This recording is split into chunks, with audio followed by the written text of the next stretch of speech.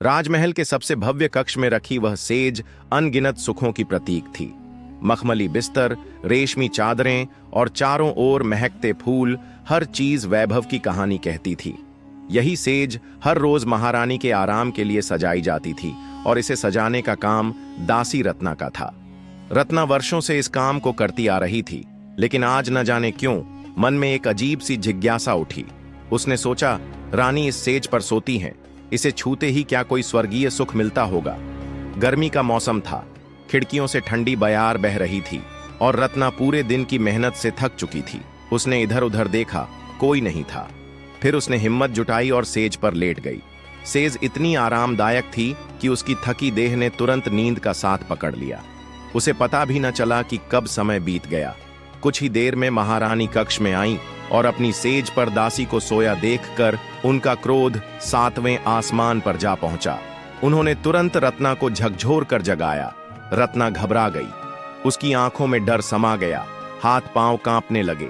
लेकिन क्रोध में अंधी महारानी ने उसकी एक न सुनी और सैनिकों को आदेश दिया, इसे तुरंत दंड दिया जाए। सैनिकों ने कोड़े बरसाने शुरू कर दिए। रत्ना दर्द से चीख पड़ी, उसकी आंखों में आंसू छलक आए। वह दया की भीख मांगती रही, लेकिन महारानी का हृदय कठोर बना रहा। कोड़े खाते खाते अचानक रत्ना जोर जोर से हंसने लगी। महारानी को यह देखकर और भी आश्चर्य हुआ। उन्होंने सख्त लहजे में पूछा, दासी, यह कौन सा तमाशा है? पीड़ा सहते हुए हंसने का क्या मतलब है? रत्ना ने अपनी सांसों को समेटते हुए कहा, महारानी, मैं बस कुछ क्षण के लिए आपकी सेज पर लेटी और देखिए, मुझे कितनी बड़ी सजा मिली। लेकिन मैं सोच रही हूं कि जो इस सेज पर हर रोज सोता है, उसे कितनी बड़ी सजा मिलेगी। जो दिन रात इस ऐश्वर्य में जीता है, क्या वह सच में सुखी है? महारानी निरुत्तर हो गईं। रत्ना की बात उनके हृदय को भेद गई, लेकिन उन्होंने कुछ नहीं कहा और उसे वहां से हटा दिया। इस घटना की चर्चा पूरे महल में फैल गई। यह बात एक दिन अंग्रेज अधिकारी सप्रू साहब तक पहुंची। उनके सेवक मनोहर नाई ने यह कहानी सुनाई तो सप्रू साहब विचारों में डूब गए। उन्हें एहसास हुआ कि ऐशो आराम में जो सुख दिखता है वह वास्तव में एक भ्रम है।